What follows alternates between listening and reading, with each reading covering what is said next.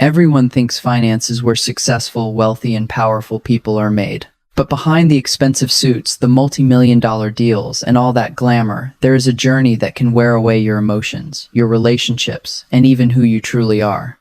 A young analyst sits quietly in the middle of the night, staring at financial models, pitch books, DCFs, and a pile of deadlines closing in behind him. He is pulled into a brutal work rhythm where every number has to be exact, every small mistake can be blown out of proportion, and the pressure to succeed leaves almost no room to breathe.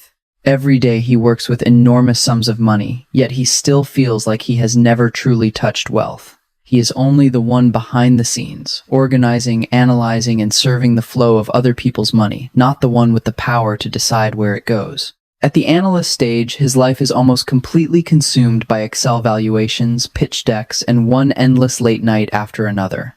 He is part of the machinery behind major deals, yet his voice remains small. The job gives him skills, but it also quietly takes away his time, energy, and sense of freedom day by day. To keep up with that pace, he has no choice but to trade away his health, sleep, personal time, and even relationships outside of work. The farther he goes, the more he realizes that success in this world is often built on pieces of personal life that are quietly cut away. What keeps him there is not just the money, but the belief that all this pressure and loss will eventually help him see how financial power truly works.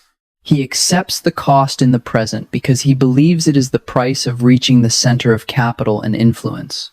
As he moves up to associate, his income rises and his position begins to carry more weight in the eyes of others.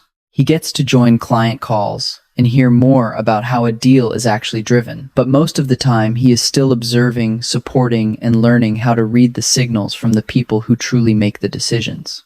At this stage, he gradually realizes that a successful deal does not come only from clean numbers or a precise model.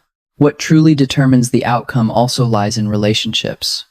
Trust, the ability to create leverage, and being in the right place at the right moment. The deeper he goes, the more he realizes that deals never just appear on their own. Behind every opportunity is a whole network of relationships, reputation, and trust built over many years. Outsiders only see the outcome, not the quiet structure of power operating behind it. The first deal he closes does not feel nearly as glorious as he once imagined. There is no real spotlight, just a modest bonus, a few brief words of recognition, and a silence long enough for him to realize that this is only the beginning. By the time he reaches VP, he is no longer just working behind the scenes.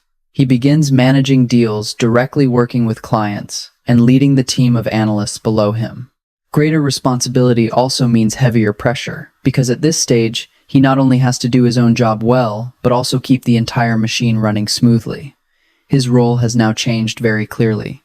From someone who once only supported from behind the scenes, he has become the person who holds the mandate, negotiates fees, and coordinates the entire course of a deal. He is no longer just trying to get the work done, but making sure every side moves in the right direction so the deal can close successfully from start to finish. At this level, he begins to understand that real leverage does not come from talking the most or standing out in the room.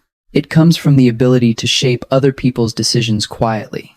Power in finance is often far more subtle, colder, and more effective than the glamorous image outsiders usually imagine.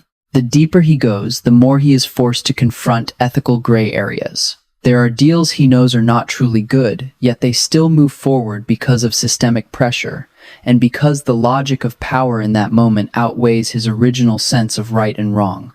By the time he becomes a managing director, his work is no longer buried in financial models or detailed spreadsheets.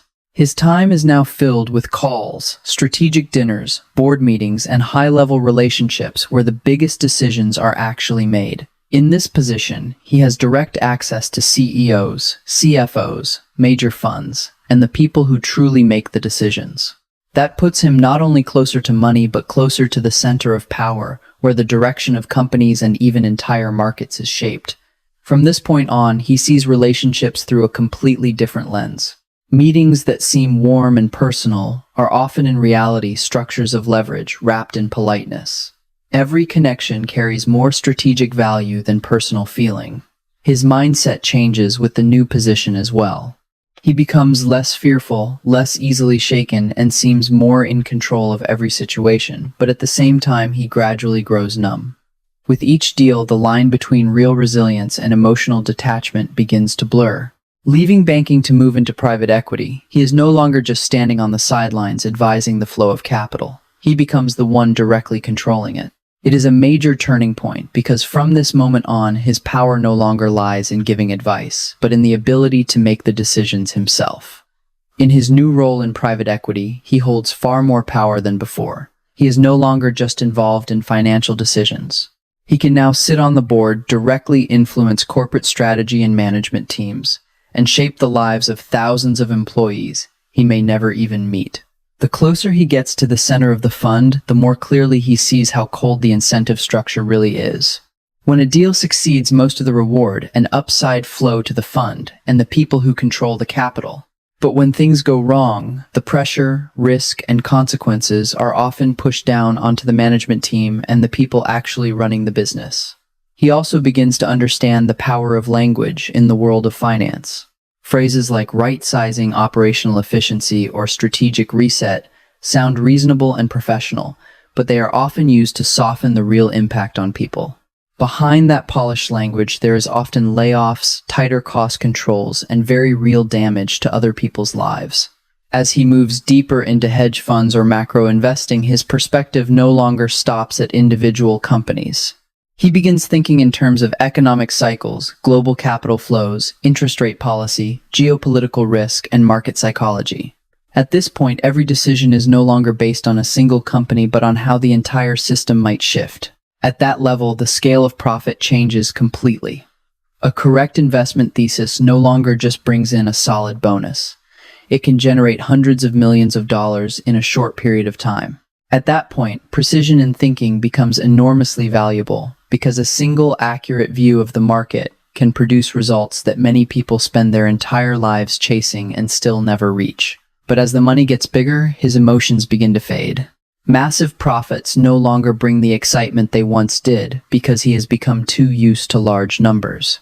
What once filled him with ambition gradually turns into something normal, cold, and almost incapable of stirring anything inside him anymore. The gap between him and ordinary life keeps growing wider. He gradually loses touch with old friends, with a simpler rhythm of life, and with the everyday concerns that once felt so familiar.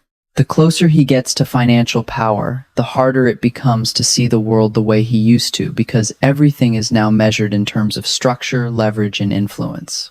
Once he reaches the allocator or sovereign wealth level, his role is no longer about trading individual deals directly. He is now the one deciding where capital will be allocated on a national or cross-market scale. Each choice no longer just generates profit. It can also shape the order of capital market confidence and the movement of multiple sectors at once. At this level, the impact of a single decision is almost systemic.